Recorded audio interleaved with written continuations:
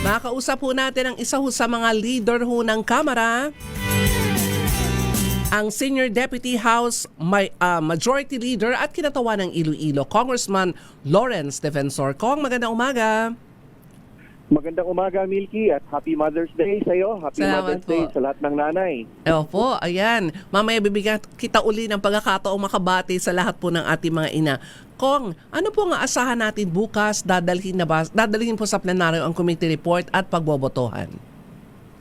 Milky, bukas asahan natin na bubuksan sa plenaryo ang committee report ng Committee on Justice para mapagbotohan na ito bukas din at ma-transmit sa ating Senado for trial forthwith.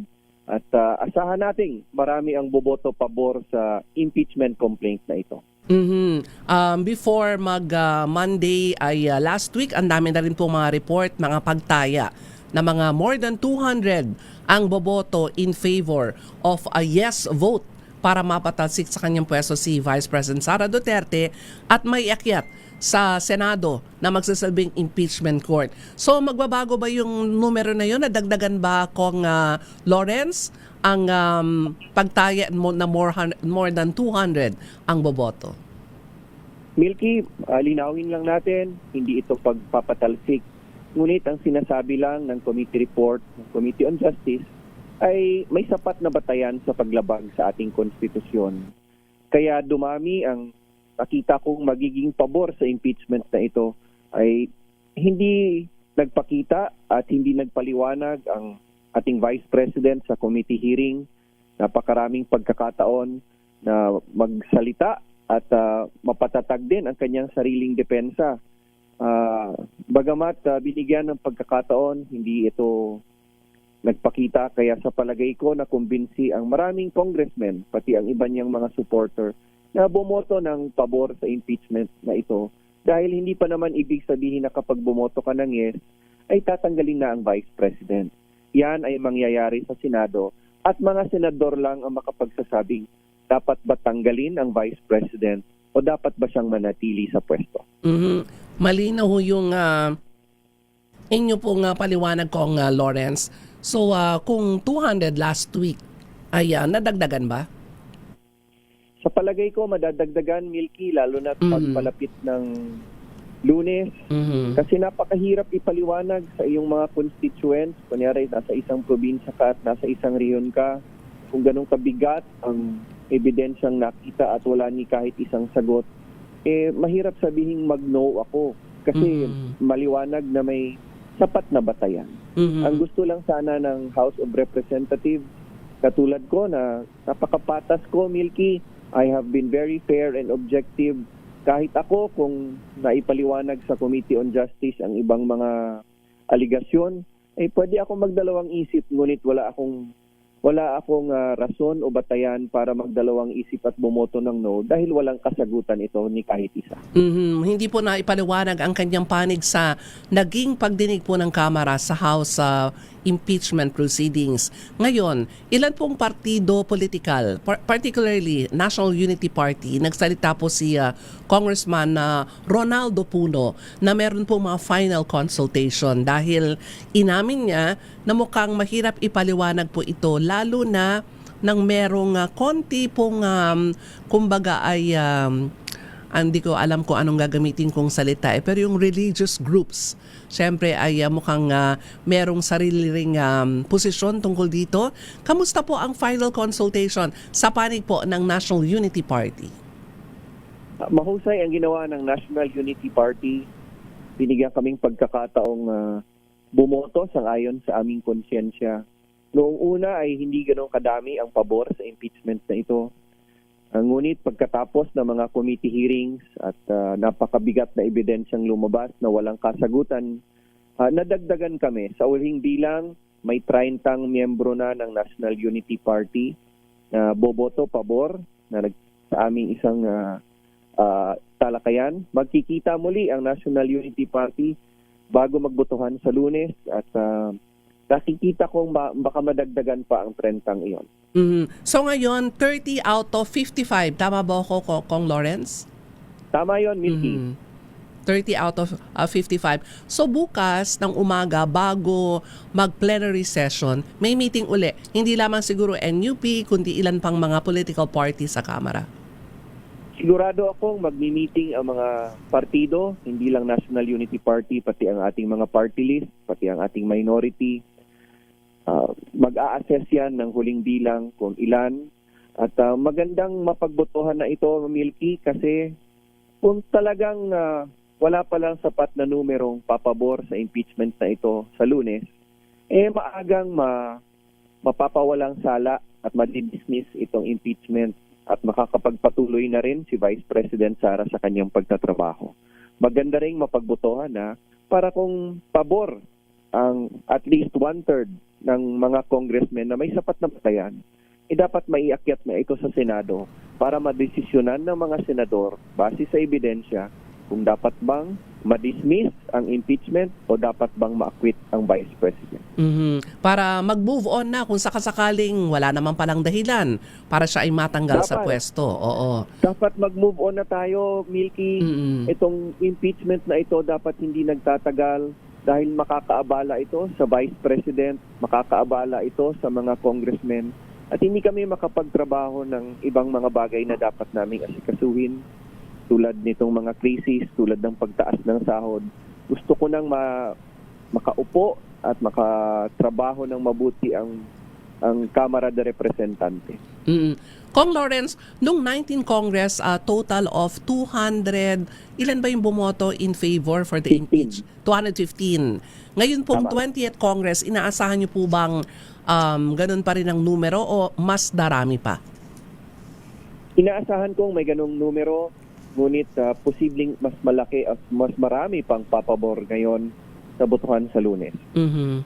Dahil nakumbinsi, kasi kung kami nga nagko-cover ng House of Representatives, talagang kung titignan mo, susubaybayin mo yung mga hearing, talagang mabibigla ka dun sa mga inilabas na mga ebidensya. At the same time, hahanapin mo rin na saan ang pahayag, ang sagot, hindi ba ni Vice President Sara Duterte, although sumasagot siya, Kong Lawrence, hindi ba? Pero through press release, statement ng kanya mga abogado, o kaya naman ay mga press con, na dapat yun ang sinasagot niya sa proper forum, which is the House Committee on Justice.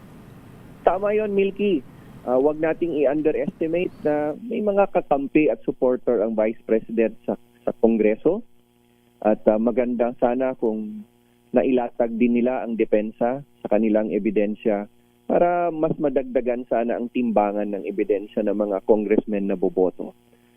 Sigurado akong mas maraming supporters ng Vice President ang mas magiging matatag ang kanilang paninindigang wala siyang kasalanan kung opisyal na humarap sana sa pagdinig ang ating Vice President at ang kanyang mga abogado. Sa ngayon, paghamon ito sa mga congressmen, hindi ko sila inuudyok na bumoto pabor, inuudyok ko silang bumoto sang-ayon sa kanilang konsyensya, sang-ayon sa kanilang independence para makita na ang Kongreso at ang mga congressmen ay hindi pinilit lang ng kahit sino para bumoto pabor o hindi pabor dito. Kong Lawrence, meron na po ba tayong final na listahan ng mga magiging prosecution panel? Noong 19 Congress, kasama pa rin ho kayo, at doon ho sa mga nababasa ko at narinig na mabalitaan din sa Kamara, kasama pa rin kayo? Kahit kailan, Milky, hindi ako nag-volunteer maging prosecutor. Dapat pinipili na lang ito. Sa ngayon, wala pa tayong final na listahan. May nakikita lang ako sa social media at sa Facebook na mga pangalang nire-rekomenda. Ngunit never ito magiging final hanggat hindi na-elect ng lahat ng miyembro ng Kongreso sa plenaryo. So sa ngayon, isa lang akong pangkaraniwang congressman. Antayin natin pagkatapos ng botohan kung sino ang ihahalal ng Kamara de Representante. So ang proseso pa nito, Kong Lawrence, kapag na pagbotohan na itong committee report ng House Justice Committee na pagtibay, saka magtatalaga na mga magiging miyembro ng House Prosecution Panel. Tama yon, Milky, tama. Ngayon, ito pa yung mga lumalabas na mga alegasyon. Kahapon, may mga bintang alegasyon si Senator Amy Marcos na malaking pera umano ang kapalit nito para bumoto ng yes ang ilang o lahat ng mga kongresista at may akyat ang articles of impeachment sa Senado. Ngayon, mamaya ay sasagutin ni Congressman Lawrence Defensor. Kong, tiyan ka lang ha. Papaalala lamang ako at magbibigay kami ng ilang mga commercials. Babalikan ko ang aking panauhin ngayong umaga sa mga late tuner, ang Senior Deputy House Majority Leader, Congressman Lawrence Defensor. Oras sa buong Pilipinas, ganap na pong 8:33 ng umaga. Ang oras na yan ay hatid sa inyo na. Oras sa buong Pilipinas, 8:38 ng umaga. Ako pa rin ho si Milky Rigunan. Samahan po ninyo hanggang alas 9. At sa mga kagigising lamang ang aking pong panauhin ngayong umaga, ang Senior Deputy House Majority Leader at kinatawan ng Iloilo, Congressman Lawrence Defensor. Kong, magandang umaga pong muli. Magandang umaga muli. Kong, ito may mga, bago ako nag-commercial, may mga kumakalat na naman na mga alegasyon. Ito'y mula kay Senator Amy Marcos na umano'y may payoff, milyong-milyon kapalit ng botong yes ng ating mga mambabatas sa magaganap na ganap bukas dyan po sa Kamara. Hindi totoo yon, Milky. Hindi kailangan ng pera para bumoto ng pabor dito. Ang bigat ng ebidensya ang magsisilbing batayan lamang. At kung nakita mo, dumami ang mga bumoto o bobotong pabor sa palagay ko dahil hindi nasagot ang ebidensyang lumabas sa Committee on Justice. Kaya walang katotohanan yon. Sana wag nating lagyan ng malisya itong napaka-importanting proseso ng ating demokrasya. Kasi bago pa man maisumite yung committee report, Kong Lawrence, may mga narrative na kapag manalo, dumami at magkaroon ng pinal na kumbaga ay resulta ng botohan, laging sinasabi, nako, baka malaki ang tatanggapin ng mga mamabatas dyan sa magiging botohan bukas sa plenary. Normal sa mga kritiko at mga hindi pabor nitong impeachment na gumawa ng ganyang intriga at tanggap naman namin yon. Ngunit katulad ko, noong nakaraang taon, prosecutor ako. Noong panahon pa lang na iyon, pabor na ako na may sapat na batayan sa paglabag ng konstitusyon. Hindi ko babawiin ang aking opinyon at pananaw dito, lalo na't nadagdagan pa ang ebidensyang lumabas at hindi man lang na kontra ito at nasagot ng tama. Hindi kailangan ng pera para sabihing tama ang aking pagdesisyon at paninindigan ko yon, Milky. Mm-hmm. Kong Lawrence, dun ho sa magiging proseso bukas ng botohan, is it nominal? Magsasalita ba ang bawat mambabatas kung ano ang naging boto at bakit yun ang kanilang magiging boto? Hindi kailangan isa-isa tatayo, ngunit pwede ka nang magrehistro ng sarili mong boto katulad ng nominal voting o third reading ng kahit anong measure na nilalagay sa plenaryo. Pagbibigyan naman ng pagkakataon ang mga miyembro magsalita, pabor o hindi pabor dito, ngunit hindi kailangan lahat tumayo para magsabi ng boto. Hanggat makapag-cast ka o makapag-rehistro ka ng boto mo sa Secretary General. Kung sa bagay, kung lahat ay magsasalita, more than 300 kayo, Kong Lawrence, baka aabutin ho tayo ng madaling araw dyan po sa plenary bukas. Kaya lang, ang sabi naman po nung iba, baka yung ibang congressmen hindi talaga tatayo dahil meron nga mga sabing banta ang ilang mga religious group na kapag kayo bumoto ng yes, ay magkakaroon po ng mahirap daw na resulta ng kanilang kampanya sa darating naman pong eleksyon. Walang takas ang mga congressmen para itago ang kanilang boto, Milky. Kung boboto ka bukas ng yes or no or abstain, lalabas ang pangalan mo sa listahan dahil meron tayong tinatawag na journal at ang journal ay isa sa publiko yan. At lalo na kayong mga nasa media, bibigyan kayo ng kopya para maging transparent tayo at hindi nila sabihing nagtago ang mga congressmen sa kanilang boto. Kasi alam mo, Kong Lawrence, di ba nung nakaraan din na botohan, 200 o nasa wala pang 200 plus yung bumoto. Pero may humabol the following day na dagdagan kaya ang resulta nga ng botohan ay 215. Tama yun, Milky. Kaya Lalo nadagdagan. na't ito, pagdating dito na ang botohan ay nasa plenaryo, wala nang habol, hanggang bukas lang bago magtapos ang sesyon ang botohan. Doon lang magtatapos ang listahan ng boboto ng yes, no, or abstain. Mhm. Ayan. Kong Lawrence, marami sa ating mga kababayan ang mag-aabang at marami ang tututok sa magiresulta ng botohan bukas sa plenaryo. Baka meron po kayong mensahe dahil ito pong issue ng impeachment. Alam mo naman ang reaksyon ng ating mga kababayan. Positibo, yung iba naman ay negatibo dahil marami daw tayong problemang dapat harapin, pero impeachment ang tinututukan ng Kamara. Baka may mensahe po kayo. Ang sabi nyo nga ay dapat nakita natin yung mga ebidensya para may akyat ito sa Senado dahil hindi ito pagpapatalsik kundi pagpapanagot sa mga accountability ng Vice Presidente. Milky, sa ating mga kapwa Pilipino, bumoto po tayo lagi ng tamang tao sa mga pwesto para hindi na kailangan sumailalim pa sa mga impeachment proceeding ang mga matataas na leader ng ating bansa. Suportahan po natin ang isang impeachment at siguraduhin lang natin na patas ito para sakaling may mga masasama at mga abusado tayong magiging leader sa balang panahon, may paraan tayo para sila'y tanggalin. Kung sakaling magkaroon tayo ng isang presidenteng napakasama, dapat meron tayong impeachment para may pagkakataon tayong palitan siya kung siya nga ay totoong nagkamali at naglabag sa ating saligang batas. Let's just make sure that we vote for the right leaders in Congress and in Senate so that this impeachment process will be fair and objective. Paghamon po yan sa ating mga kababayan na tuwing tayo'y bumoboto, binibigyan tayo ng pagkakataong magbago ang ating bansa. So, sa palagay ko, magandang pagsubok ito hindi lang sa mga congressmen, kundi sa buong Pilipino na manindigan tayo sa impeachment bilang mekanismong proteksyon ng ating bansa. Kong Lawrence, nakalimutan kong itanong sa iyo pero habol ko yung komposisyon ngayon ng Senado, tingin mo ba ay magiging patas? Kasi sasabihin this is still a political process, 'di ba? Yung kampihan, sino ba ang kampe, sino ba ang tutol, nagkakaroon na ng bilangan pero doon sa lumabas na mga ebidensya at pagdinig ng Kamara at I'm sure ito ay didinggin din sa Senado, tingin mo ba ay makukumbinsi rin ang majority ng mga senators?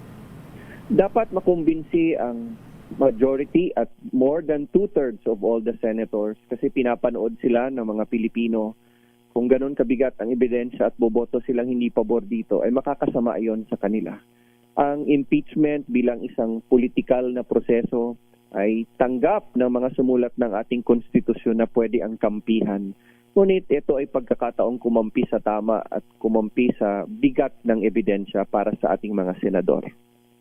Sa atin po maordinaryong kababayan na hindi po masyadong alam ang ating patakaran mga batas, kung isa lamang po ang sinabing siya ay guilty, tapos na po ba yung impeachment? Ano po ulit, Milky? Halimbawa, di ba meron tayong 4 articles of impeachment na didinggin dapat, pero kung ang hatol po sa isa lamang, pwede po bang matapos ng impeachment at siya ay mahatulan na impeach na ang vice-presidente? Tama yun, Milky. Isang conviction lang sa isang aligasyon ay sapat na para hatulan ka ng pangtanggal o pagdiskwalipika sa pagbabalik sa serbisyo. 1 out of 4 is enough to convict in an impeachment trial. Doon po sa mga dininig ho natin na pag-hearing dyan po sa Kamara, tingin nyo ano po yung pinakamalakas na ebidensya at magdidiin po sa kaso laban sa Vice Presidente? Malakas ang unexplained wealth at malakas ang contracting and assassination sa buhay ng presidente o ang pagkausap sa isang taong nakaabang at handa ng patayin ang presidente at ang kanyang asawa. So yun ang tingin yung pinakamabigat doon po sa lahat ng lumabas na alegasyon laban sa Vice Presidente. Tama yun, Milky. Okay. So bigyan ko ng pagkakataon, Kong Lawrence, na mabati ng Happy Mother's Day ang iyong mga kababayan dyan sa Iloilo at sa lahat po ng ating mga listeners at viewers. Happy Mother's Day sa aking asawa, si Vanessa, at sa aking nanay na nasa Iloilo, si Cosette. Happy Mother's Day man dira sa tanan nga mga Ilonggo nga nagapamati bisan diin kamo subong sa Pilipinas. Happy Mother's Day din sa iyo, Milky, at maraming salamat. Maraming salamat, Kong Lawrence, at sa panayam ngayong umaga at magandang umaga po sa inyo. Ang ating pong panayam ngayong umaga, Senior Deputy House Majority Leader, Congressman Lawrence Defensor.